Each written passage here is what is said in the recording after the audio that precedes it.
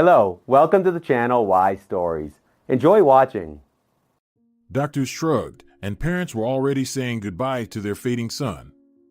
But as soon as the nurse got down to business, Adriana, they brought a newcomer here. They transferred him from somewhere for the night. Antonio Diaz asked for you to come to his office in about 10 minutes. Seeing Adriana put aside her sandwich and getting ready to leave the chair, the orderly Beatrice quickly added, "It's not that urgent. 10 minutes, not 10 seconds. He's sipping coffee himself. Look, jumping up like crazy, can't you listen first?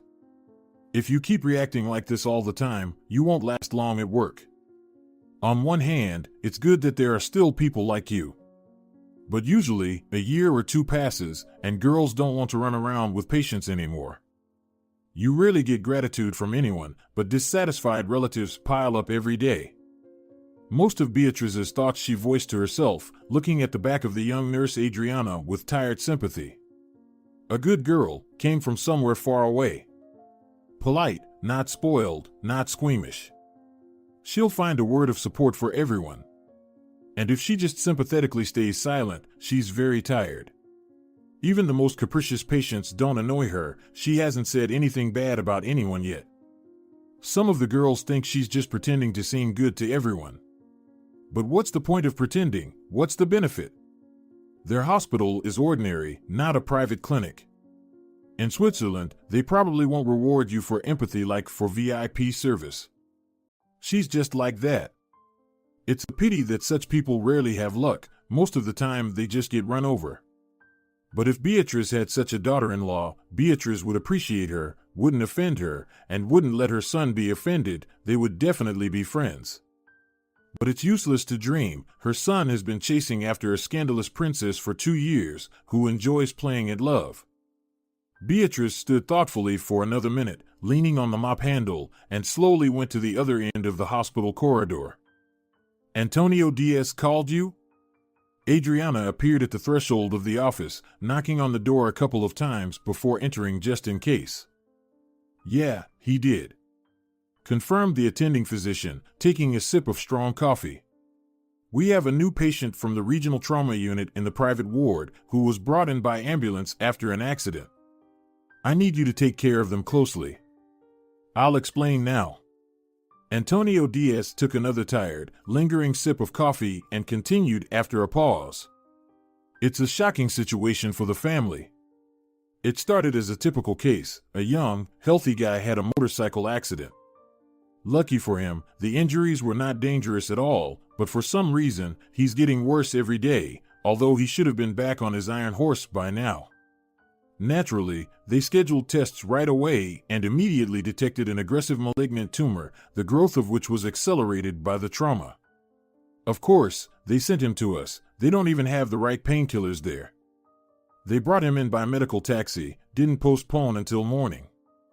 I've come across detailed descriptions of similar cases in the literature, but I've only seen this happen so quickly and irreversibly for the second time in 35 years of practice. In such cases, the chances of recovery are practically zero. Miracles happen, but it's a fraction of a percent. We'll try to alleviate the post-traumatic syndrome, the pain, and we'll discharge him home for now. The parents already know everything.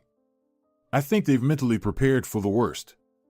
Now they're asking to minimize their son's suffering not only with medication, but also with quality care and attention. To create a comfortable atmosphere as much as possible in an ordinary hospital. They're not young people, as far as I've understood. They're sensitive, and the son is their only child. I assured them that we have a sensitive, attentive staff, primarily meaning you, Adriana. And we'll put Camelia Munoz on your shift as well. She'll be suitable. What do you think?" "Camelia will definitely handle it," Adriana confidently confirmed. "And thank you for trusting me, Antonio Diaz. You know I don't have much experience, yet you decided to entrust me with such a patient. I've been working with people for 4 decades, Adriana. So yes, I know better," the doctor responded sharply, not fond of drawn-out sentimental conversations. Essentially, you just do everything as usual strictly according to the prescription. plus attentive care, there's absolutely nothing difficult for you here. 5 minutes later, Adriana was already at the patient's room. Carlos Ramirez, 26 years old. Today is his first 4 drip. They need 2 a day. Adriana's shifts alternate according to the schedule, first night, then day. Usually, after returning from the night shift to her rented accommodation, Adriana would take a shower, have breakfast, and try to get some sleep briefly. Especially if she hadn't managed to nap for at least half an hour during the night. Aunt Elena, by the time Adriana arrived, had often already left for work, often leaving a funny note under the magnet on the fridge about what breakfast awaits Adriana in the fridge or on the stove. Elena, the landlady, was alone. Her son had been living and working in the capital for 7 years and didn't visit his mother. What was there for him to do? She herself gladly traveled to visit him. She arranged cultural outings for herself, as she preferred to call these trips. Elena rented out her son's vacant room. 2 student girls had lived with her, and now for 6 months, a young nurse Adriana had been living with her, whom she called Aunt Elena. It was not boring with the young ones. Both students were nice, cheerful girls, but a bit untidy. If they sometimes cleaned up in their room, they completely forgot about the kitchen and other rooms. Elena forgave them. They were young, their heads were occupied with something else in their free time from studying. And she quietly cleaned up herself. Perhaps fate took pity on her for this and finally gave her Adriana. On the contrary, Adriana had to scold her for trying too hard to help with the household chores. You, Adriana, will earn money, go on vacation. All the tourists will scatter to the beaches to sunbathe and swim, and you'll stay at the hotel helping to clean the rooms. Come on, put the mop back in its place. You'll have plenty of time to work in your hospital. You're not just polishing nails there. You pay me rent, you don't leave a mess behind, and I'll clean up after myself somehow. Indeed, Elena lacked the spirit to refuse. From pure joy, Adriana often treated her with something tasty. She could come up with something interesting from the simplest cheap products according to her mood. Especially pies and cakes turned out well for them. The landlady did not stay indebted. Often she cooked breakfast for Adriana when she returned from night shifts. Adriana had gotten used to the fact that she could hardly fall asleep right away. While traveling home, it seemed that as soon as she rested her cheek on the pillow, she would fall asleep. But in reality, all the events of the night shift would pass before her eyes like a kaleidoscope. Sometimes she would relive them all for half an hour, or even a whole hour. It's okay, Aunt Elena declared, learning about this. You're just still too young and impressionable. You'll see, time will pass, and you'll fall asleep after a shift and not think about anything. The body knows better than us when fatigue accumulates and rest is needed. Today, Aunt Elena's theory was bursting at the seams. Adriana's body seemed to have forgotten that she hadn't slept a minute at night and didn't remember it neither on the bus on the way home nor at home in bed. Adriana didn't even taste her favorite cottage cheese casserole with raisins, carefully prepared by Aunt Elena. Carlos, the new patient, was constantly on her mind. The strongest pain reliever possible had been prescribed for him, and it didn't start working right away. When Adriana entered the room with the 4 drip, she immediately met his gaze. The young man was half lying under the blanket, his head and broad shoulders resting on a high pillow. Stiff ash-colored hair, dark eyes, intelligent and stubborn. And his face frozen, pale gray, like the hospital walls and ceiling.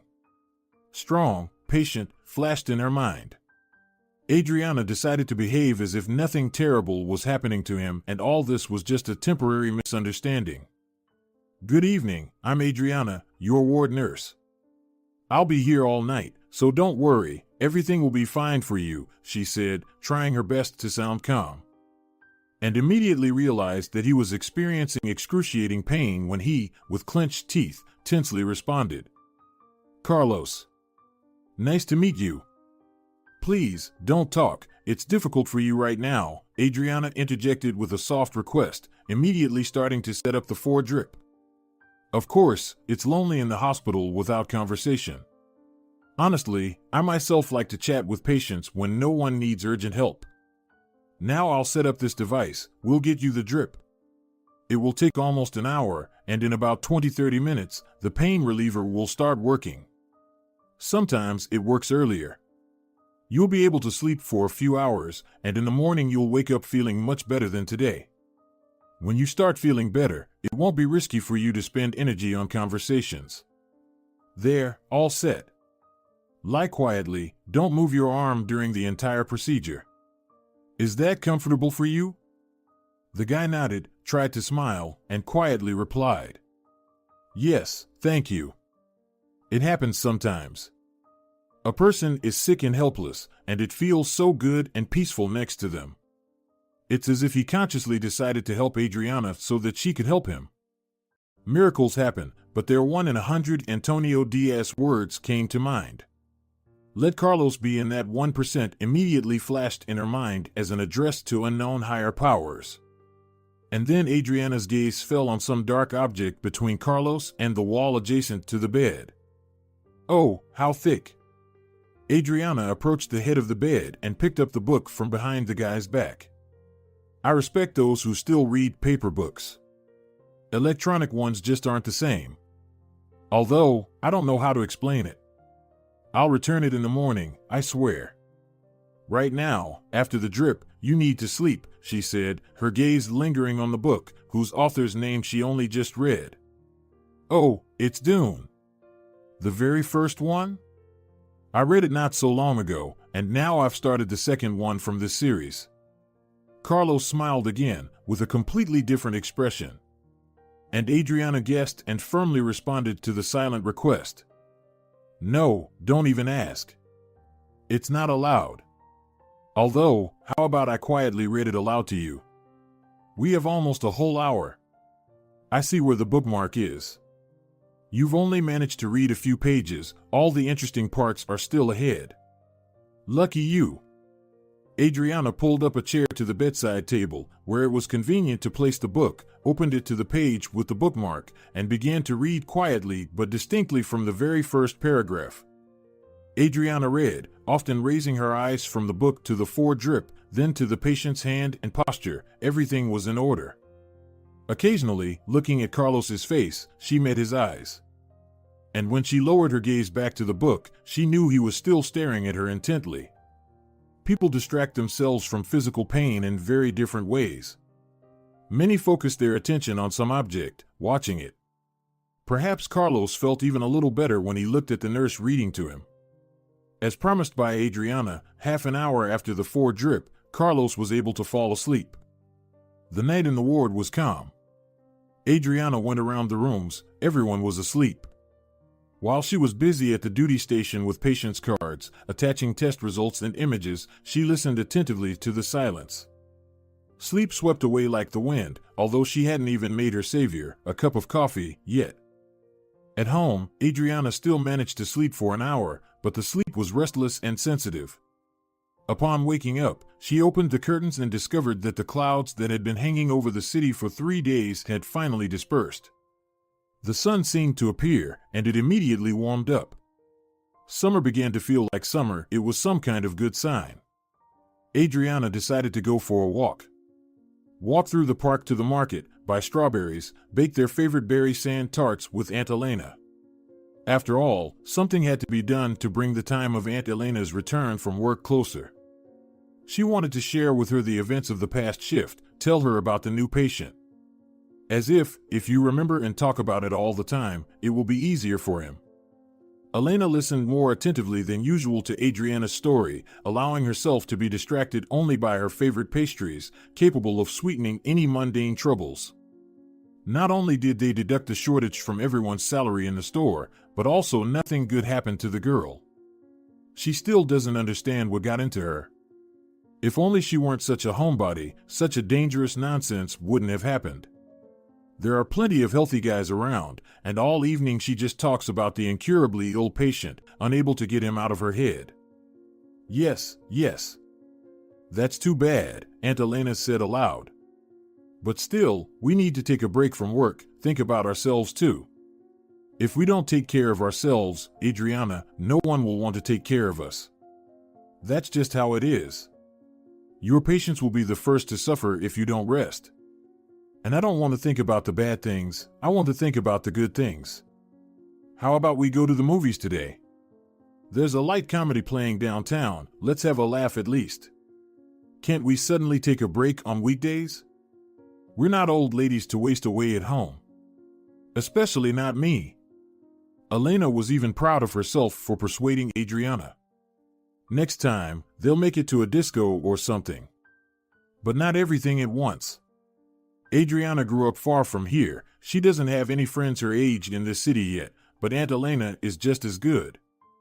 All normal people enjoy vacation, even those who love their work, if there's something important in their life besides work. But Adriana could have missed her first vacation in her life if she hadn't been reminded. Well, Adriana, consider all the pieces falling into place, announced Antonio Diaz. Starting from Monday, you have your scheduled vacation. And your patient Ramirez, we're discharging him home on Friday, which is tomorrow. And you won't have to delegate him to anyone. Discharging him? Where? Adriana was flustered. He can barely get out of bed without painkillers. Home, Adriana. Home. We talked about this when he was admitted. You have a good memory, girl. We did what we could for him. We didn't make any mistakes. His parents are grateful to us. You've been caring for him like a sister for over a week. Now they'll hire an experienced caregiver to follow all the instructions for his relief at home. They're not millionaires, but they can afford it. And for any person, as soon as the need for hospitalization disappears, they immediately feel better in a relaxed home environment. Believe me, it's that simple. Adriana? Antonio Diaz asked sternly and concernedly, as if the nurse hardly heard him. Yes, I hear you, Antonio Diaz. She tried to sound sensible and calm. He, in response, tried to change his tone to a more confidential and gentle one. Adriana, listen, you won't see too many hopeless cases like this, even if you dare to stay in the profession for a lifetime. Usually, the results of your help will be visible to the naked eye. You'll help a bunch of people, our resilient girl. But for that, you need to live and rest properly, otherwise your enthusiasm won't last long. So starting from Monday, you'll cheerfully head into vacation, Adriana Alonso. And now go and work. You still have 2 shifts, today and from Saturday to Sunday. That means today is the last chance to say goodbye to Carlos. Adriana pondered for a long time and couldn't decide for herself, is it right not to tell him his diagnosis yet? His parents asked for that. They were thoroughly explained why there's almost no hope. But either they disagree to give up hope, or they haven't found the strength to tell the truth to their son yet. Adriana approaches each shift with the thought, I hope Carlos doesn't figure anything out today. Visiting hours were already over, but someone's cheerful voice could be heard from the ward. Adriana cracked the door open and saw an unfamiliar girl next to Carlos. The striking blonde with smooth long hair was animatedly spinning on the chair, shoving her phone under the guy's nose and carelessly narrating. And here, we're in Mallorca with Elvira and Mom, look. Not a single cloud in the sky, that's how it was the whole vacation. And in Palma, one of the most beautiful bays in the world. And this, when we went to the Dragon's Cave. The girl elegantly adjusted the strands of linen hair falling on her face and spoke nonstop, not noticing that Carlos was listening to her completely indifferent. Even from the threshold, Adriana could tell. He knows everything that's happening to him. A terrible suspicion pierced Adriana, and she clasped her suddenly cold palms, feeling the tremor in them. Nonsense, don't make up anything without solid grounds. She needed to talk to Carlos as if nothing happened during the last procedures. Just a little bit more to endure. Adriana had long ago made plans for her vacation. She would go back to her hometown to visit her parents and sisters, whom she missed dearly, although she tried not to admit it to herself. Thankfully, there were video calls that made it feel like her family was right there with her. But not all family members were included in these plans. There was her grandmother, living in the village by the river near the sacred mountain. A small, stubborn grandmother indifferent to the conveniences of civilization. She wasn't even willing to reconsider her beliefs slightly for the sake of chatting with her beloved eldest granddaughter for more than 2 minutes on the phone. The rare occasions when the grandmother decided to make a call were remembered by the whole family. Throughout the entire history of mobile communication, there were fewer of them than fingers on both hands combined. The grandmother considered face-to-face communication to be genuine. "Mom, you don't think about us at all," tried to persuade her daughter Camelia, Adriana's mother, and the mother of 2 younger twins. "You don't want to move to the city, you think you're more needed here. Well, we respect your decision. But it turns out you live far away from us, all alone, and we don't even know if everything is okay with you." Yes and no are not enough words to pull out any extra information over the phone. "If something happens to me, you'll feel it right away. Be sure of that, Camelia," the grandmother smiled calmly. "After all, you're still my daughter. And if not you, then Adriana, my beloved granddaughter and namesake. A cell phone is for those who don't really want to see their loved ones. You make a call, check the box that you've shown some attention. But I always think about all of you, you know that. And you just come visit me whenever you feel like it." And Adriana's grandmother, in whose honor Camelia named her eldest daughter, always somehow knew when guests would come to her without any phone calls. No matter how much they checked, they never caught her off guard. The most delicious pies, salads, fragrant herbal tea with honey were always ready exactly when the relatives arrived. And no one was surprised by that. The grandmother, a retired librarian by profession, was actually a special person, knowing something that was inaccessible to most others. But she never demonstrated her superiority to anyone.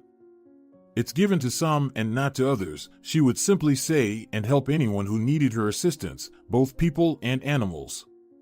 She treated many serious illnesses with herbs and tinctures. As some claimed, she even performed rituals on the sacred mountain. The grandmother didn't take any money, but she could accept a small gift if she felt it was given from the heart. One very rare thing, but it happened, she would refuse the visitor. Several years later, the villagers still remembered the story of how Adriana's grandmother refused to treat some important official who had arrived from afar with a convoy of 3 cars.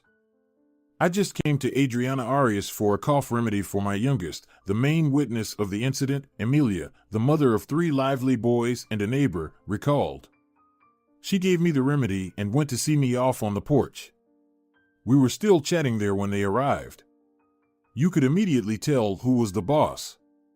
He pushed his belly forward and entered the garden through the open gate as if he were entering his own house.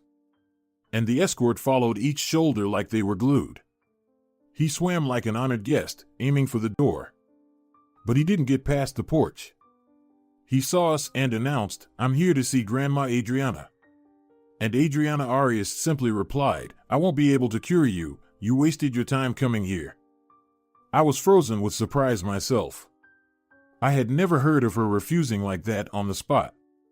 The boss darkened, looked at her irritably, but restrained himself. He wanted to find out why this rustic old lady treated him like that. Like, how could this be? One of his subordinates recommended her. She cured him of a chronic bronchitis, while the doctors were already threatening him with asthma. And he, supposedly, was even ready to pay according to the rate of a solid clinic. So he said, 'Let's go inside for a detailed conversation.' And Adriana Arias stood in the doorway and shook her head. 'I see you have an ulcer. I won't take up treating you. I'm not a quack, I don't like to lie. I won't do it.' And he had to leave. He turned around and swore quietly, but loud enough for the grandmother to hear. She wasn't one to take offense at us, waved her hand after him, and that was it. I couldn't resist. I asked why she refused. She said, 'The reason here is insurmountable. Until a person changes, he cannot be cured. And he won't change. Ulcers like his only appear from insatiable greed. Once I advised such a man to use what he gained through deceit to treat sick children. And they sent all kinds of inspections to me. They came from everywhere, threatened with everything. It was a long time ago, you were little, but your mother remembers. I secretly treated people for 2 years after that, held consultations in other people's homes. And when your heart is not at peace, treatment becomes more difficult and slower. It's good that the local authorities changed quickly back then. They forgot about me, and everything went back to normal. Adriana walked home from her shift. She left the hospital on a misty, fresh morning after a night shift and felt like taking a walk. There was no rush anyway, and she thought it would be better to be on the move. How could she have not thought of her grandmother right away? She should go to her first. Her parents wouldn't mind if Adriana went to her grandmother first. Perhaps her grandmother would be able to help Carlos? But she needed to talk to her face to face, not over the phone. And let her grandmother understand everything right away. When there are no other options to save a person, you can't pay attention to trivial matters. From the very beginning of her vacation, it seemed like someone had put in a good word for Adriana with luck. She met her grandmother almost a day earlier than she had expected. Instead of her father, her cousin Felix met her at the station. Coincidentally, he was also meeting a couple of his classmates here, who were planning a mountain hike. Both of Felix's friends were here for the first time, and at every turn, they were greeted with views that amazed their imagination. Even the air smelled different here than what they were used to. Perhaps that's why the guys tried to catch Adriana's attention the whole way with their constant banter, competing with each other in wit. Remembering the traditions of hospitality, Adriana tried her best to look interested so they would think she was listening to them. Here it was, the half-forgotten descent from the past, and then the burial mounds again. And there were ancient petroglyphs on the rocks.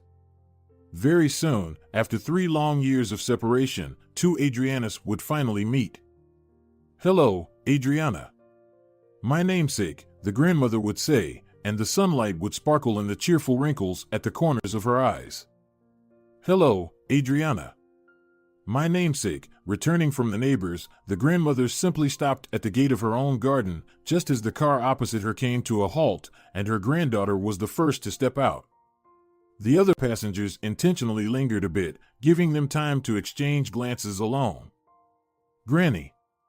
Adriana breathed out in relief, sinking into the warm embrace of her grandmother and trying to close the circle of her arms around her grandmother's slender back. "Invite the guys. Felix and whoever else is with you," the grandmother winked.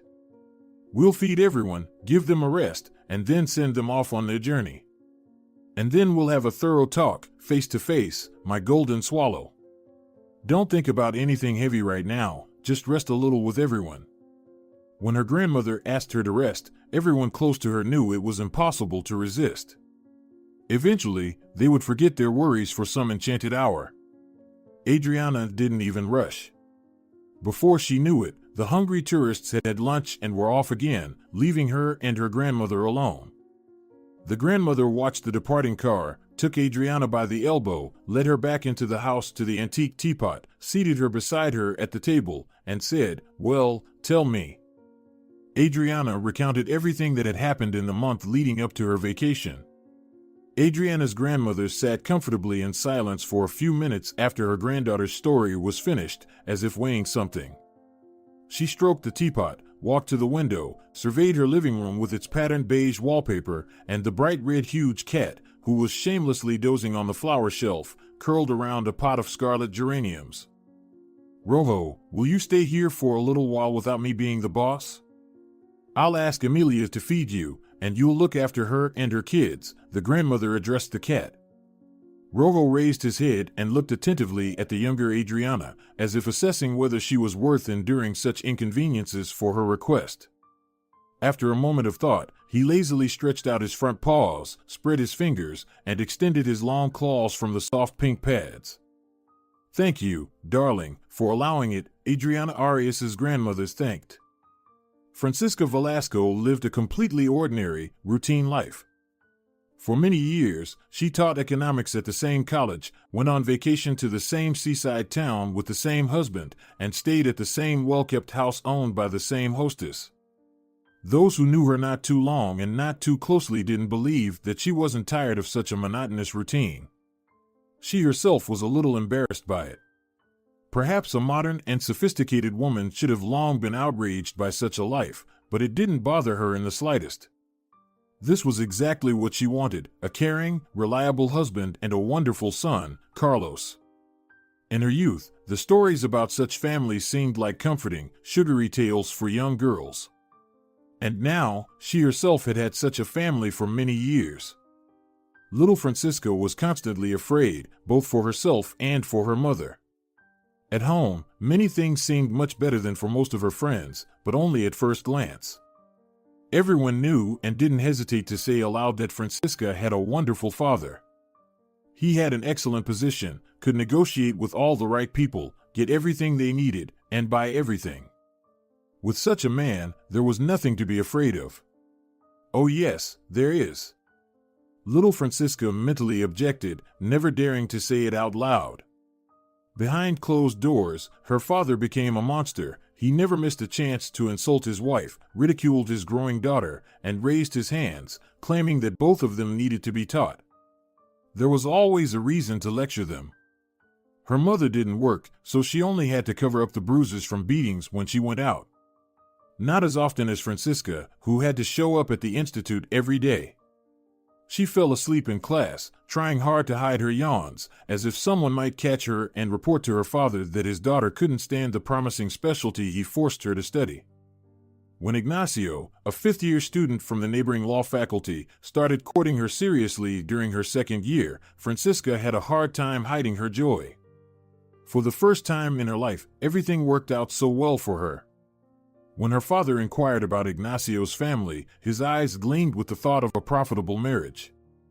But for her, there was only one thing that mattered: to free herself from her father's power. Ignacio had calm, indifferent parents, busy with their own lives, and a separate apartment quite far from both families. Without hesitation, she married him and felt completely happy even without any great love. And when, after several long years of anxious waiting, little Carlos was born, the great love in her life finally appeared. Her son became the meaning of her life, immediately and forever. She even feared a little that her husband would realize that she had never loved him, seeing how she looked at her son and comparing. But her husband wasn't bothered by such nonsense, and he didn't engage in comparisons. Carlos grew up quickly, causing no particular trouble even in his teenage years. He didn't need to be forced or persuaded to do what was best for him. He liked a fairly prestigious faculty, where he enthusiastically began to build his career, getting a job through his father's connections at a promising company where his father had also been working successfully for several years. And the determined daughter of his boss, Isolda, who really liked Carlos, also liked him. And the boss himself didn't hint subtly at all that the idea of joining the Ramirez family pleased him greatly. And when Francisca Ramirez triumphantly noticed with a fluttering heart that her Carlos was starting to show Isolda the first serious signs of attention, a cursed accident turned her carefully built world upside down. Carlos wouldn't marry Isolda, wouldn't become a co-owner of the promising company alongside a smart, savvy father-in-law. It would be lucky if Carlos lived for another couple of years. And if he managed to live at least a year without excruciating pain, it would be considered a big stroke of luck. Francisca Velasco refused to believe it for a long time. While her son lay in the city hospital, she consulted with completely different specialists online, adherents of traditional and non-traditional medicine. The medical luminaries jibbled terms, but they all answered in different words, more or less the same thing: there was almost no hope. And Francisca Velasco understood that this almost was just a formality. Doctors had agreed to respond this way, unable to help. There was only one thing left: she had to prepare herself to tell her son the truth. Her husband insisted on it too. The boy was no longer a child. Let him decide for himself how he preferred to spend the remaining measured time. But when Carlos was discharged from the hospital, he suddenly felt better. He looked just as energetic and tireless as he was before the accident, and his parents decided to postpone the terribly oppressive conversation. What if? Francisca Velasco's thoughts spun around in her head like a top. And when this unexpected nurse from the city hospital called, whom she barely remembered, the mother only tiredly said, "Thank you, dear, our son is feeling well. We appreciate your involvement, it's very kind of you, but we consider witch doctor's involvement completely unnecessary for now." Yes, thank you again. Wait, the quirky girl persisted. Could you please write down my phone number anyway? I sincerely hope you never need it, but just in case. Yeah, sure. I'm writing it down, go ahead, agreed Francisca Velasco. She wasn't a pretentious woman and genuinely appreciated gestures of concern towards herself and her family. So she mechanically noted the dictated number and even tucked a scrap of notebook paper with the nurse's number into the book she had just finished reading. She didn't believe. Grandma Adriana turned to her grandmother, who was calmly knitting a mitten from homemade yarn. Maybe you wouldn't have believed her right away either, the grandmother replied. You want me to call her? Adriana stayed silent. Of course, she never doubted from the beginning, her grandmother would see the truth right away. Grandma often said that everyone has two explanations ready for any action, one beautiful, the other real. It's terrible to want this, Adriana sighed. She didn't know what to do or think anymore. Her grandmother, who had never traveled so far from home before, immediately agreed to go with her. To live together in a cramped room on the 7th floor. And Aunt Elena readily agreed to host them, firmly refusing any increase in rent for the time her grandmother would be staying. Do you think I'm morally bankrupt? Elena scoffed, offended. I thought we had a decent relationship, you and I. And if you thought I'd refuse to take in your grandmother or ask for money for it, well, you're quite mistaken, Adriana. Grandma immediately endeared herself to Elena. Adriana Arias was nothing like the spiteful old women huddled by the entrance, feeding on gossip about the residents. She even made dough for pies that was so special. It was so light and airy that it could only be made by fairies or witches. Adriana and her grandmother spent 2 days strolling around the city. They bought a couple of huge bright flowers in wide pots for Adriana's room at the market, picked several pristine white mushrooms in the forest park on the outskirts, greeted Aunt Elena from work with cakes and ice cream. And on the 3rd day, Francisca Velasco, Carlos's mom, called with a fragile voice. Adriana, is your grandmother, the healer, still there? Would she mind looking at Carlos? Understand, Carlos is very unwell. The previous pain relievers are no longer effective, they only relieve the pain briefly. When can you come over? I'm on vacation right now, my grandmother is staying with me. She's right here with me, Adriana replied as if through a thick, sticky fog. We can come at any time, it's 15 minutes. My dear, please, I beg you not to tell my son how seriously ill he is. He's far from medicine, even further than me, and still believes it's post-traumatic. And if you happen to see his girlfriend, please don't tell her either. I'm willing to pay very well for the outcome, whatever you ask for. I've researched the cost of such emergency services, I even consider it underestimated. Of course, we're being offered chemotherapy, radiation. But, if the same doctors who offer it can't guarantee anything, I seriously wonder if it's worth subjecting my son to such torment. With the pace of this disease, he has little time left. My husband insists I'm wrong, but I'm not sure of anything anymore. I'm sorry I can't stop. It's better not to discuss this over the phone, right? We'll settle with you, just please come over. Adriana glanced at her grandmother. She was already silently and attentively packing her small, neat backpack. With all her might, Adriana wished it meant the same as usual, everything would turn out fine for the sick person. Ramirez lived on the outskirts of the city in a private sector, in a small but sturdy house surrounded by an apple orchard. When the grandmother and Adriana arrived, the homeowner, Ignacio Ramirez, was at a work meeting. Francisca deliberately timed it for when her husband wouldn't be home. It wasn't that difficult. Ever since Ignacio learned about his son's illness, he had been trying his best to shut himself off from the dreadful news with work and affairs. He just wanted to be home less often and not see all of it. After all, his wife had once persuaded him to have a second child. She had begged for a long time, feeling something, while he was staunchly against it. He steadfastly maintained the same stance. It's better to give more to one child, to provide them with all the conditions for development, excellent starting opportunities. And she wasn't a broody hen to dedicate her whole life to diapers and parent-teacher meetings. He addressed her without understanding. She was a successful teacher with excellent reviews. None of her students had ever regretted the money spent on education. And his wife remained silent, looking pitiful and lost. He should have listened to Francisca, instead of considering her a sensitive fantasist who didn't even know what she wanted. What for? For whom now was his entire career, all his established connections. What was the point? Now he had to continue doing all this out of inertia, just to avoid falling apart completely. Ignacio was not used to being weaker than circumstances and had already forgotten that not everything in life depends on a person's will and desires and efforts. Francisca Velasco also remembered how she tried to convince her husband that they needed a second child. She hadn't been resolute enough, hadn't tried hard enough. She couldn't overcome her childishness and honestly admit to her husband how much she wanted another child, if not two, then at least one baby. How happy she would be to leave her unloved job for this, the job she forced herself to go to because it was expected. By whom was it expected? Others always decided everything for her. But now, when it came to the life of their only son, she would decide for herself how to help him. If her husband didn't want to believe, it was his business, let him continue to run away from trouble. She decided to invite a healer home.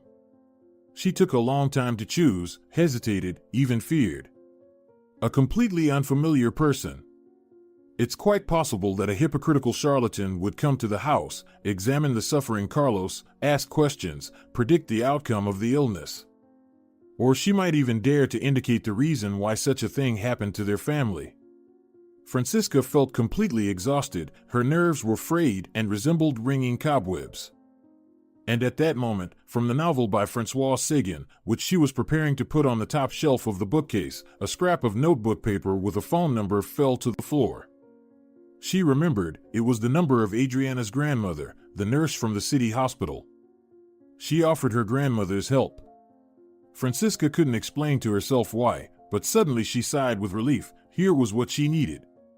Frightened, desperate Francisca was internally ready to see anyone, but Adriana Arias would never suspect witchcraft at first glance. From behind, the grandmother of Nurse Adriana could be mistaken for a teenager. Small, slender, she had a nimble figure not typical for her age. Loose jeans and a simple striped shirt worn over a t-shirt and a khaki backpack like those carried by young tourists on vacation also confirmed the initial impression. The most difficult thing was not to show rude surprise after looking at this woman's face. When you look, you unexpectedly realize that she is no less than 70. Weathered face, dotted with fine wrinkles. There were especially many of them in the corners of her kind, perceptive eyes. She could have been an old Indian woman from an old adventure novel, Francisca Ramirez thought with unexpected sympathy. "Please come in," she said, letting the guests through the gate into the garden and escorting them along the path to the house. "While we have a few minutes before meeting with my son, I'll ask you for one thing. After the examination, please tell me the truth right away. I'm ready for it. Can you help or not? I'm not stingy. I just don't want to hope in vain. I don't feel strong enough to bear it." "Don't worry," Adriana Arias promised briefly. "It goes without saying." Before, when Carlos heard the expression "the most important thing in life is health," he considered it a sign of encroaching old age. There are so many interesting, even truly exciting things in life to dwell on health. It's enough not to ruin your body with constant drinking, lead an active life, and everything will be fine. What happened to Carlos after the car accident and injury made him look at things completely differently. 6 months later, it seemed to Carlos that a whole lifetime had passed since the day of the accident, chaotic and cruel, managing to teach many things. First of all, he had to make an effort not to let his mom know that he knew about his illness. Perhaps because he had behaved like a teenager for too long, his mom still considered him a little boy who couldn't analyze facts and draw independent conclusions. The names of the medicines prescribed to him in the hospital, the tests and procedures, all those dreadful pains when you almost lose control of yourself. Fragments of medical conversations sometimes heard from the corridor internet searches indicated the worst. He had to pretend to his parents until the end that he didn't suspect anything. It would be easier for them for some time. He didn't want to think about what would happen next. Carlos just tried to cut off such thoughts. Strangely enough, only one thing pleased him. Isolda came to see him in the hospital only once.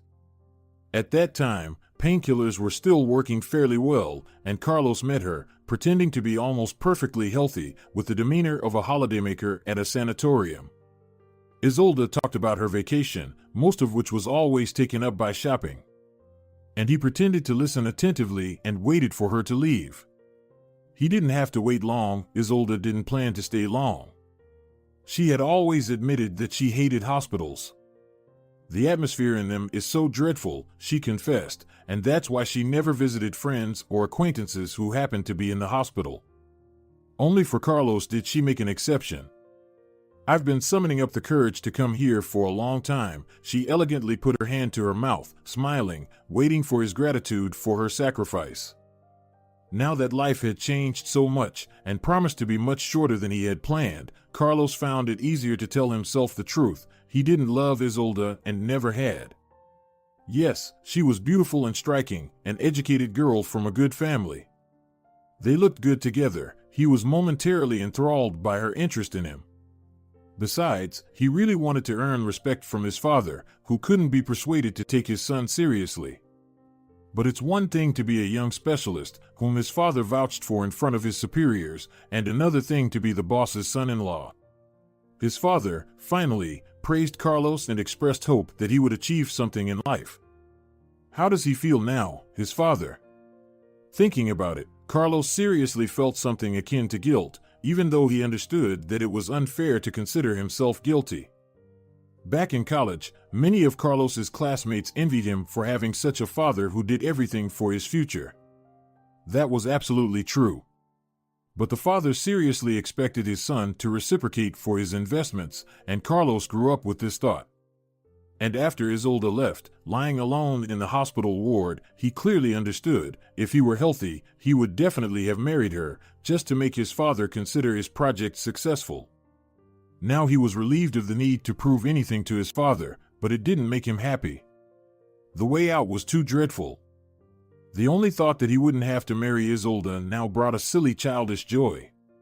Yes, only an utter fool could look for positives in his situation.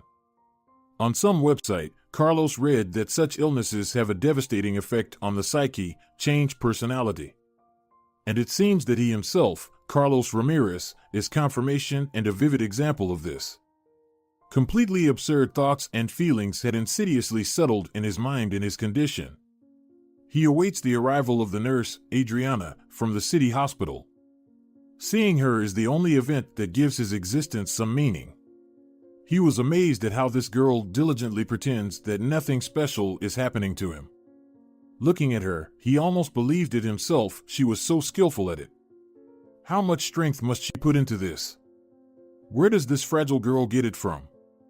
She chose such a difficult, ungrateful, and low-paying profession so that other people, like him, would be lucky when they end up in the hospital.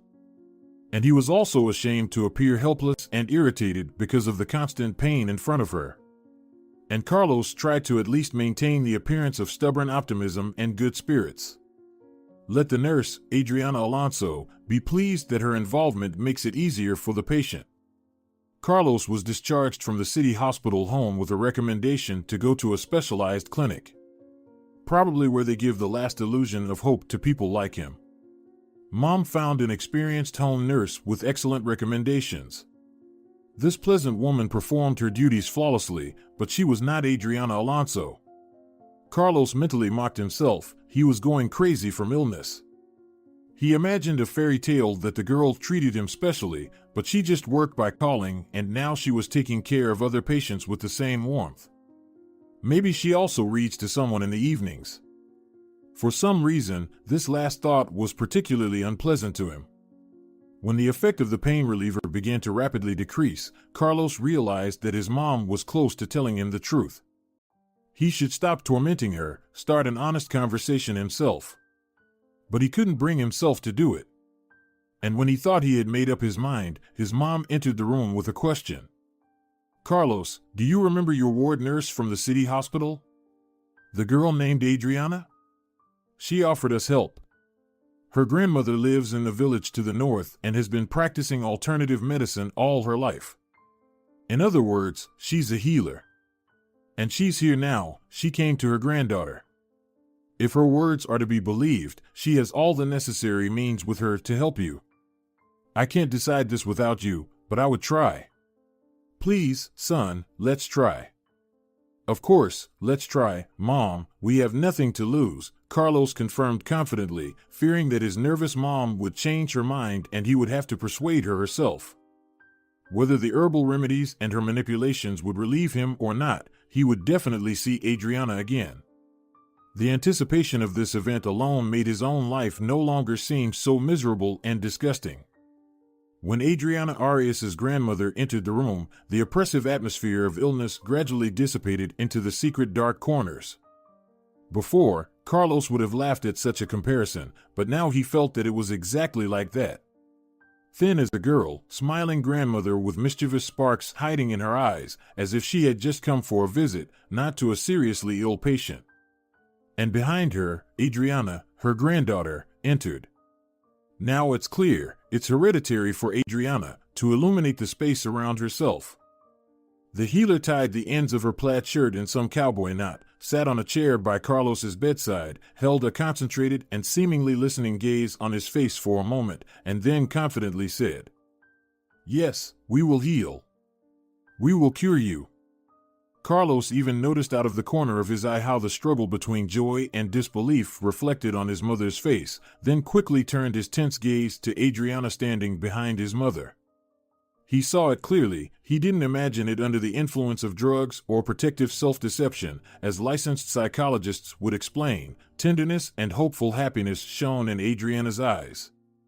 They exchanged a long gaze, but the girl was the first to snap out of it and looked away.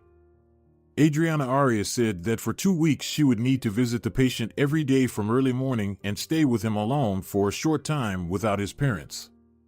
Your concern is very strong. When I feel it, it's harder for me to hear how the illness behaves. And I can't afford to make a mistake, she explained to Francisca before saying goodbye, when Carlos could no longer hear them from his room. But when I brew herbal teas, mix the infusions, you can be present freely and help. It will be even better. Medicine made with loving hands is doubly healing. Of course, yes. Of course, Carlos's mother said in a rush and looked up at Adriana.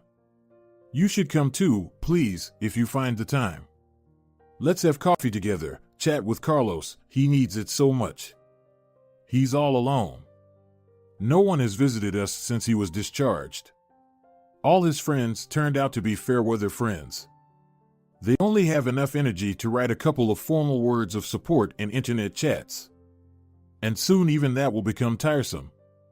Please come. I understand you're on vacation, sorry for being pushy.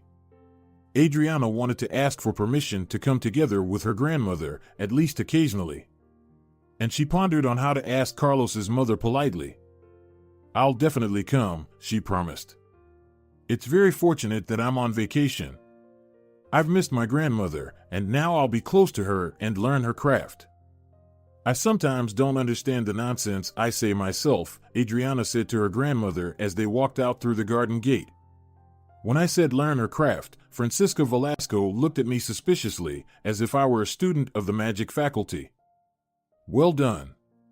You're already as observant as a real witch, the grandmother almost cheerfully snorted and, measuring Adriana with a piercing gaze, added, We arrived in time, you don't have to worry so much. Over the 2 weeks that Adriana's grandmother visited the Ramirez family, even the household's owner, Ignacio, tolerated her visits. It wouldn't have been possible to hide the healer from him anyway. The grandmother and Adriana came before he left for work. They greeted him warmly and amiably, teasingly refusing to notice that he wasn't pleased to see them. Fine, let them come. Francisca became much calmer, even seemed to rejuvenate, and Carlos somehow really felt better. Looking at him, whether you wanted to admit it or not, it had to be acknowledged. However, after 2 weeks, his wife stunned Ignacio Ramirez with news to which he didn't know how to react. Ignacio, Carlos is feeling much better. But this course of treatment is not enough for his recovery. He needs to go north with Adriana Arias. It may take a month, 2, or 3, everyone needs different time. The medicines Carlos needs work best where they grow. Look at that, what an interesting turn this is taking, whistled the experienced lawyer. Has Adriana's grandmother struck gold? Ignacio, why don't you temporarily set aside the scammers you have to deal with? His wife's voice took on unfamiliar firm tones. We're talking about our son's health, even his life. You may not believe it, but even you know such cases exist and can't deny them. Sometimes traditional medicine is what saves a person from death, and money will only be needed by Carlos for food. By the way, now more than ever, I'm confident in Adriana Arias' abilities. She said we could draw up a written agreement that the compensation is solely at our discretion and not in monetary form. She anticipated your petty question. So, for the first time in his life, Carlos went north and lived in Adriana's grandmother's house until mid-October, obediently taking all the remedies she deemed necessary. The nights grew cold, the air became clear, and the rivers took on a magically turquoise hue that isn't seen in summer. Carlos felt like he was born anew. He even volunteered to help the old lady fix the crooked shed, and she didn't object, silently tolerating his urban clumsiness, which he was acutely aware of. And soon, Francisca Velasco flew with happy news. One evening, her son called her and announced, "Mom, don't worry. To cut to the chase, I got checked at a major regional hospital. There are no malignancies. None at all. I bought a train ticket for Friday. Can't wait to get checked again at home. And yes, if there are any doubts, I'll also get checked in the capital, but personally, I have no doubts. I'll call when I'm on my way." Carlos was torn between longing to go home and fearing the return. During his time with Adriana Arias, he never once spoke to Adriana Alonso, neither on the phone nor through messengers. Their farewell was spoiled by a stupid coincidence. On the very same day, Isolda decided to come over unannounced. She entered like the most awaited guest at a birthday party, a flawless guest with a fruit bouquet from some food florist for the sick person. It was as if she deliberately timed her visit so that Adriana and her grandmother wouldn't have left yet. As it turned out later, his mother couldn't resist and told her about the powerful healer and her granddaughter. "Thank you both so much," cooed Isolda, elegantly bowing her head. "I always hoped and believed that Carlos and I would eventually marry, and all these troubles were just a temporary test of our strength. Isn't that right, darling? We'll be grateful to you for life. Of course, I'm willing to wait however long it takes for Carlos to return, because I'm sure he'll come back healthy. And thank you for your confidence. It will also greatly help Carlos," Adriana responded, her eyes shimmering with warmth. Carlos wanted to immediately declare that there would be no wedding with Isolda. Absolutely, guaranteed, there would be none. But he understood it wasn't the right place or time to say anything to Adriana. And she probably wouldn't approve of such a silly theatrical performance insulting another girl. So he left. In the stairwell, Adriana Arias sometimes pierced him with her quick, all-knowing eyes. He was sure she didn't shame him only because he was ill. And he wanted to overcome the illness if only to be asked about his health like a healthy man, without humiliating pity. Ignacio Ramirez was furious. He was never superstitious, but now the facts laughed at him. The granny healer really didn't take a penny for treating his son. And while Francisca was racking her brains over what valuable gift to give her so that she would accept it, she had long since made her choice. She had chosen the gift of the boy himself for her granddaughter's sake. Yes, the lawyer Ramirez didn't believe in love spells. What else could you call it? The diagnoses from 3 different clinics couldn't all be wrong simultaneously. His son was once hopelessly ill, but now he was healthy. The doctor said yes, official medicine still doesn't have a precise explanation for how this mechanism works, but occasionally it happens. That 1 in 100. And now, his handsome, healthy, energetic son was coming home and stating that he wouldn't deceive or give false hope to Isolda because he loved another. And it was futile to say that gratitude shouldn't be confused with love. That this was just romantic foolishness, just joy that the nightmare was over. That he needed to see a therapist who would help him understand himself, not ruin his life over a whim. Futile. Here's the translation. Francisca, Carlos's wife and mother, unexpectedly sided with her confused son. Transforming from a usually serene purring cat into a determined panther, she puzzled everyone with her statement. I've never had a voice in this house, but now seems like the perfect moment to change that. So, I'm fully on Carlos's side. All these weddings for clan interests are deeply unappealing to me as well. I want to see my son not only healthy but also happy. In short, I want it all, and now seems like the opportunity. It appeared that neither the wife nor the son were joking, and the misunderstanding with the boss, who adored his self-centered daughter, would have to be resolved by Ignacio. It seemed he was the only one guided by pragmatism rather than love. Elena went on the offensive again, trying to prove to Adriana that she was wrong. You're so stubborn where it's unnecessary, she began patiently once again, feeling the time was right. Yet, when it comes to the most important matters, you're ready to give in like some spineless jellyfish. Nobody is telling you to throw yourself at the guy, to impose your love on him, taking advantage of his gratitude. That's truly foolish and unattractive. But letting him know that you like him is perfectly acceptable and necessary. Let him have a reason to think and choose. He, by the way, has the right to know he has a choice. He has a fiancée, Aunt Elena. They've known each other for a long time, and everything between them has long been decided. And you're not sorry for your guy? Elena questioned, gearing up for a convincing argument. He was never mine, Aunt Elena. And you're not sorry that he could have been yours, but won't be because of your foolishness? Elena wasn't easily thrown off track. And you're not sorry that he might marry such a girl? She popped into the hospital to visit him once, then disappeared like a fleeting vision. She only showed up at his house when she heard he was feeling better. Just in case he recovers and slips off her hook. And if he doesn't, she loses nothing, she'll act according to circumstances. Aunt Elena, you don't know the person, yet you're speaking ill of her. Things may not be as you think. Oh, really? Of course, Aunt Elena's been married for a year now. I'm not saying this for no reason. The sister of my replacement worked as a maid in their house and literally quit a month ago. So while your Carlos was sipping Adriana's grandmother's herbal teas, this girl of his was out clubbing with other guys. She even has a more or less steady favorite among them. She managed to jet off to Europe with him for a festival for a week. Are you suggesting I pass on these rumors to him? Adriana asked sadly, unyielding. No, Elena rejected the suspicions just as firmly. I suggest calmly looking at the situation from another angle. Judging by your stories of your meetings and conversations, you didn't leave your patient indifferent.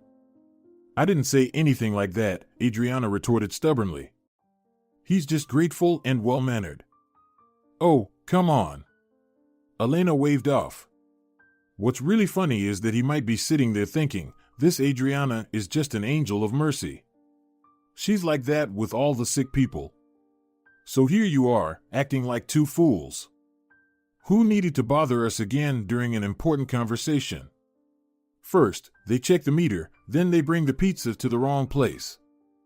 Upon hearing two short rings, Elena deftly slipped her feet into slippers and went to open the door. Adriana remained seated in the kitchen, listening to the conversation coming from the threshold.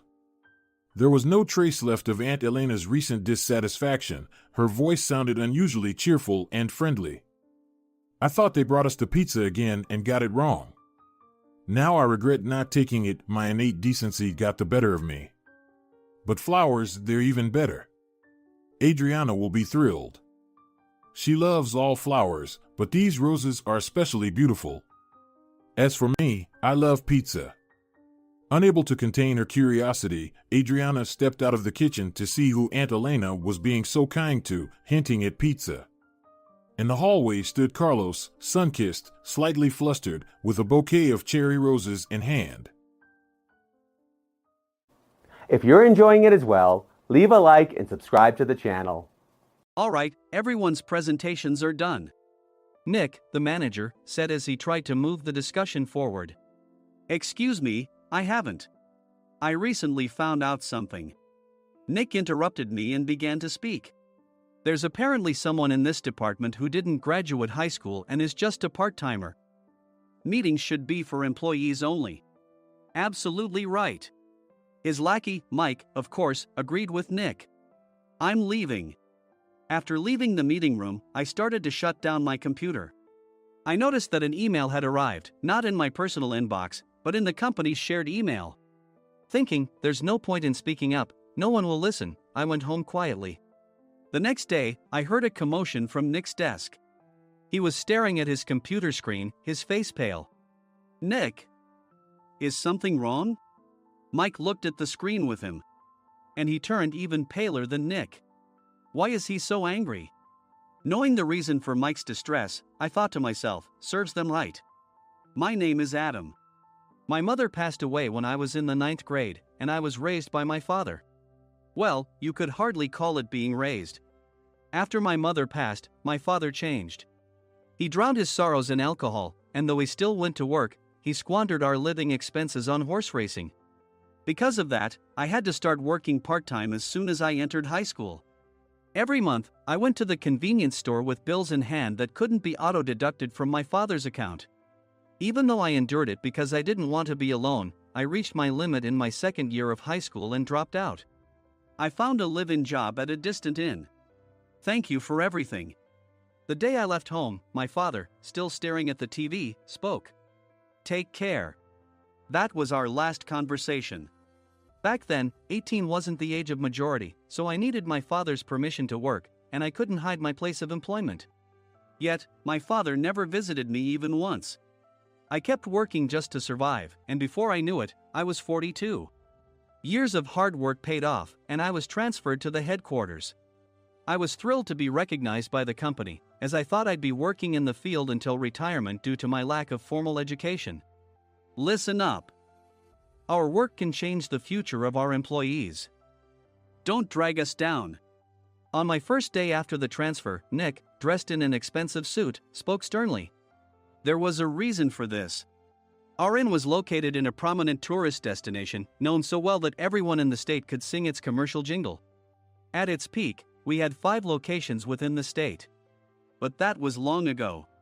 Due to financial difficulties and aging facilities, only the place where I had worked for many years and the original establishment remained. I was prepared to lose my job anytime, but now there was a glimmer of hope. With the rise of social media, the tourist area where the inn was located started gaining attention again. Depending on how hard the sales department, where I was transferred, worked, we could either thrive or be forced to give up this prime location to the new hotel chains continuously popping up.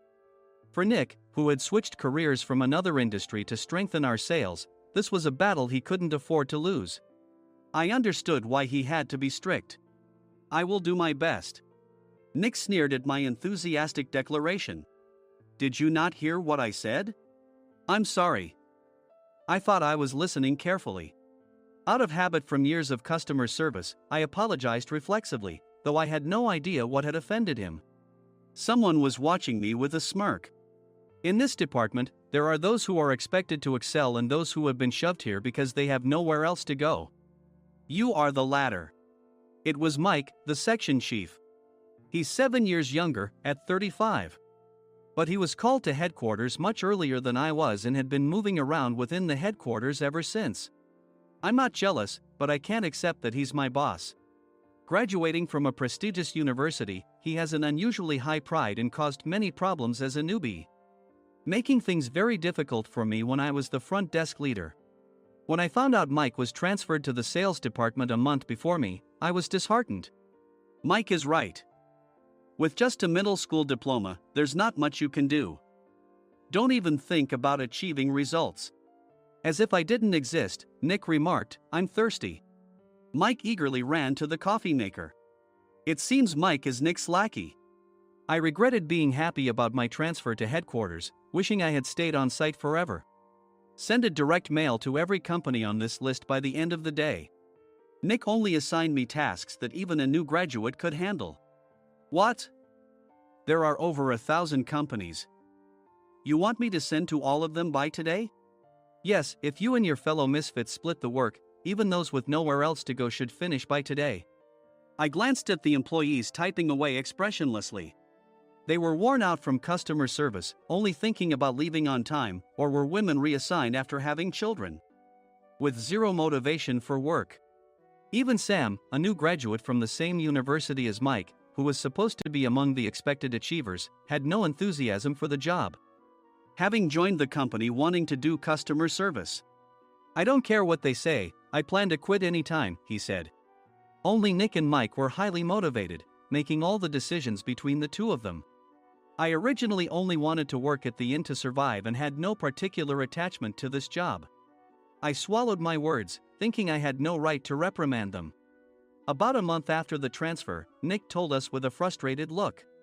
To commemorate the 50th anniversary, we've decided to create a plan exclusive for one group per day. Originally, Mike and I were supposed to come up with it, but our president, Mr. Thompson, insists on hearing everyone's opinions. So, you all get a chance. As Nick explained, Mike began handing out prints. Make sure not to embarrass Nick. If your ideas are half-baked, you'll have to redo them. It seemed that they had printed his handwritten notes by Mr. Thompson, which included several questions and a section for free responses. It made sense why Nick had to seek our input, given that all responses had to be submitted to Mr. Thompson. We were given a week to think about it, and a meeting was scheduled to compile our ideas. My plan is to let guests enjoy both the old and modern America. Nick began the presentations. Guests would watch a master confectioner at a nearby traditional sweet shop make sweets in front of them. The welcome drink would be premium tea in a bottle. Nick's plan was certainly attractive. After his presentation, Nick called on us to present in the order we were seated. Just as I stood up for my turn. All right, everyone's presentations are done. Excuse me, I haven't. I recently found out something. Nick interrupted me. There's someone in this department who didn't graduate high school and is just a part-timer. He was likely talking about me. I joined the company as a part-timer and was made a full-time employee when I turned 20. That was 20 years ago, so Nick and Mike probably had no chance to know until recently. Meetings should be for employees only. Absolutely right. After that, Nick kept creating opportunities to solicit everyone's opinions, purposefully excluding me from speaking. The meeting unexpectedly heated up and went past the scheduled end time. A few people asked to leave, and the discussion continued with the remaining few. Still here? Normally, you'd leave in that situation. Though I had no attachment to the job initially, hearing kind words from customers made me want to make them happier. For someone like me, with nowhere to go, the inn was my home and customer service was my life. I felt pathetic about my current self. I'm leaving. I left the conference room and started shutting down my computer. I noticed an email had arrived, not in my personal inbox, but in the company's shared email. Thinking no one would listen to what I had to say anyway, I quietly went home. The next day, while preparing the DM as instructed, I heard a commotion from Nick's desk. In his haste to stand up, he hit his knee on the desk. He stared at his computer screen, his face pale. Nick! What's wrong? Mike, thinking he should be the first to rush over, approached Nick while still wearing his coat. He peered at the screen with Nick. And he turned even paler than Nick. Why is he so angry? Who is responsible for this company? Nick, more irritated than ever, asked, and Mike answered without checking. Probably Sam. Sam wasn't there because he was attending a morning training session for new hires. Nick gave up on getting angry and returned his gaze to the screen. They were looking at an email that arrived right after the end of the working day yesterday. Apparently, no one, including me, had checked it before leaving. The email was from a large company that used us for their annual employee trips. The president and executives of that company also frequently used our services personally. President of the company, Mr. Mason himself, had declared that neither he nor his company would ever use our services again. Well, some companies cancel their employee trips or stop using our services due to financial struggles. Let's just move on. Mike kept wiping the sweat from his forehead with a handkerchief. Knowing why Mike was so agitated, I quietly watched their interaction. Do you know how much revenue we get from that company? We can find other guests to fill the rooms, but we'll lose the banquet costs, gift shop revenue, rental car fees, and more. Moreover, the gifts were supposed to be prepared by the traditional confectionery shop involved in Nick's proposed plan. If it's known that we incurred such a huge loss at this critical time, Nick's position in the company would be jeopardized. Nick took a deep breath, seemingly trying to calm himself. All right, Mike. Go to New York right now and apologize to Mr. Mason. What? You're coming with me, right? I have urgent work to do. I trust you, which is why I'm entrusting this to you. Please. Mike, believing Nick's sincerity, agreed with a determined look on his face, saying, yes. That's Nick for you. Even if Mike went to apologize, Nick would shift all the blame onto him if the client didn't change their mind. Well, it was Mike's fault to begin with, so it served him right. About 3 hours later, Sam answered a call from somewhere and repeatedly apologized, saying, I'm very sorry. Everyone watched to see what was happening. After ending the call, he informed Nick with a weary tone. When Mike arrived at the client's company, he only made things worse, further infuriating Mr. Mason. He was demanding, get his boss here immediately. It was no wonder Sam was exhausted, dealing with such a call right after returning from training. What is that idiot doing? All right, Adam, you're coming with me. If sacrificing Mike didn't work, then I must be next. Normally, I'd want to refuse at all costs, but I saw an opportunity in this situation. If I can be of assistance, I'd be happy to join you. I immediately followed Nick, and we flew to New York. When we introduced ourselves at the reception, it became clear how serious the situation was, as the receptionist personally escorted us to the president's office. Angry voices leaked through the door, making both Nick and me uneasy. Excuse me. I'm Nick, the supervisor. I understand my subordinate has caused you trouble, and I deeply apologize.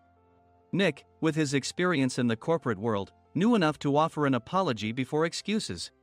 However, his customer service skills left much to be desired.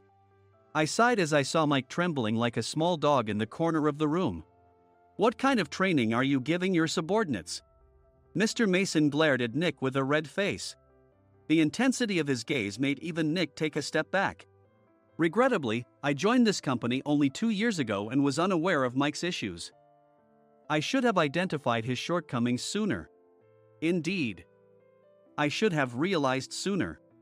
No sensible person would come to apologize and then give a lengthy presentation on the drawbacks of not using their inn. Nick froze, his mouth slightly open. Suspecting the worst, I picked up the documents that had fallen to the floor. It seemed Mike hastily prepared these documents on the plane, listing the disadvantages.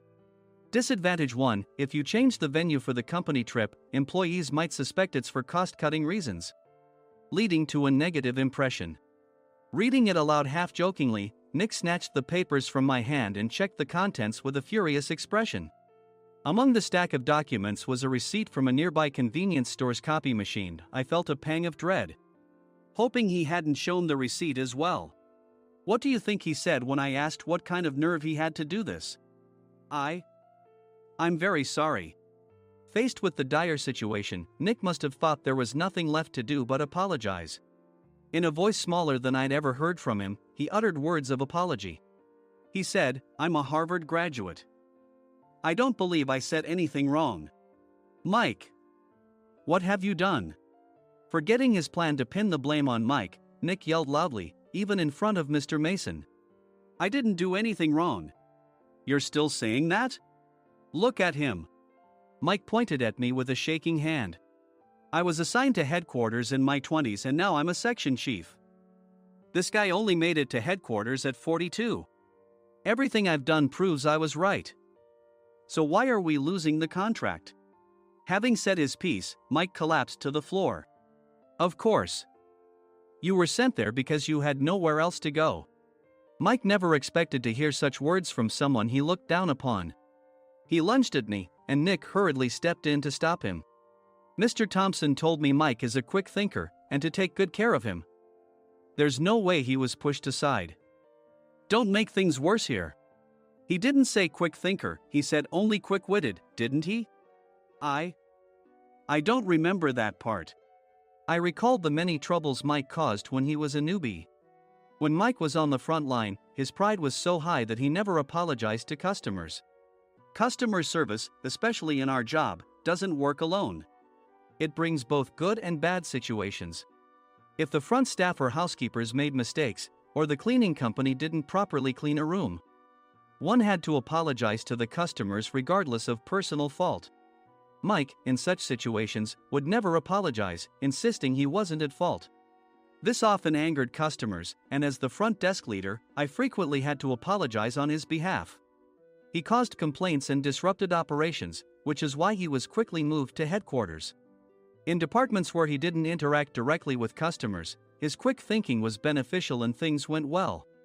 But it seemed his flaws were starting to show. Corporate reservations are supposed to be entered into the system by the sales representative. But a quick check yesterday revealed that more than 10 items were missing from the client's reservation. The handover document clearly stated what needed to be prepared. Why didn't you enter it into the system? Why do we have to give them special treatment? Filling rooms near the banquet hall, setting up all the food in advance. Specifying the brand of wine, they're too demanding. No wonder he always angered customers, I thought, feeling a headache coming on. Grouping them in rooms near the banquet hall is for our benefit too. It makes it easier for the staff to set up beds and serve breakfast since everyone's schedule is synchronized. As for the other requests, Mr. Mason suggested them to lighten our load. I didn't know that. Nick finally seemed to realize that Mike was the one who had angered the client. What did you say to them? I just told them we wouldn't give them special treatment anymore. We shouldn't waste effort on things that don't bring in money. I was utterly exasperated at his lack of understanding of customer service. Of course, we shouldn't comply with unreasonable demands. But carrying over successful practices from past stays makes customers feel remembered and enhances their experience. Good memories encourage repeat visits. That's part of our job. I looked down at Mike, who was sitting on the floor. In our job, nothing is a waste. Mr. Thompson likely moved you to the sales department, hoping you'd finally understand this. How do you think he feels now that you failed to meet his expectations? Mike, tears in his eyes, fled the president's office. I was amazed he still hadn't apologized. You have it tough, Adam. It's okay, we're all employees of the same company. I deeply apologize for this disrespectful incident. Especially after all the care you've shown us. If it weren't for you, Adam, I really would have stopped staying here. When I heard you were moving to the sales department, I was willing to reconsider if you handled it. Seeing us talk so amicably, Nick's face contorted. Do you two know each other? Adam's service is excellent. I always requested him specifically. Normally, we don't accept specific staff requests, but we made an exception for Mr. Mason, adjusting my shifts accordingly. He had personally stayed at our hotel just before my transfer, and during casual conversation, I mentioned, I'm moving to the sales department soon. If I hadn't told him then, things could have been much worse. Please continue to take care of us. I look forward to it. On the return flight, Nick awkwardly offered me a can of beer. It's still working hours. Of course, I had no intention of forgiving him for a single beer. Nick might try to pin everything on Mike and avoid any consequences. While pondering this, a startling fact came to light. Nick, the tea bottles for the plan have arrived. I handed Nick a bottle labeled with our inn's name. They look good. What are you talking about? These are plastic bottles. I had assumed we would use the trendy, high-end bottling tea. But what arrived were ordinary plastic bottles of tea with customized labels. The only unique aspect was the label, which had the inn's name, making it look customized. Upon further investigation, I discovered that a substantial amount of money was set to be paid to the tea company. It was priced like bottling tea. Does this plastic bottle really cost $100 each? The tea inside is specially blended for us. The extra cost is for that. Wouldn't it be better to use another tea company? Or is there a specific reason we must use this one? As Nick continued to make excuses, I showed him a printed email. I informed the tea company's president, Mr. Mitchell, that we discovered irregular payments and he confessed. He said you two were high school classmates and planned to split the extra money. That idiot. Why did he confess? That's not important. You should worry about yourself, this could turn into a police matter. Opening the bottle cap, I suggested. How about calming down with this tea? It supposedly has a relaxing effect. Nick drank the tea frantically. In the following days, decisions were made about their fates. Mike was reassigned to the General Affairs Department, with no chance of transfer or promotion, as per Mr. Thompson's orders. As for Nick, since the payment to the tea company hadn't yet been made, he narrowly avoided legal trouble. Instead, he was encouraged to leave the company, and to avoid further complications, Nick submitted his resignation. Rumor has it that connections between HR departments have made it difficult for him to find new employment. Even though it was good to have those two gone, something unexpected happened in the sales department. Everyone became motivated and united in refining the 50th anniversary plan. In the end, my plan was adopted. We collaborated with the Tourist Information Center to provide personalized guides. The plan, tailored to the number of guests, was truly special for the 50th anniversary. Hey, is Adam's family coming to stay? I immediately booked that special plan for my family. Sam noticed it on the reservation list and quickly picked up on it. Yes, I'm inviting my father. That's great. I might invite my parents too. I lacked the courage to face my father just as Adam. But here, with the confidence Mr. Mason praised, I felt ready. The 50th anniversary plan was a perfect opportunity to reconnect with my father. I hoped to bring back the days when we could laugh together as we once did.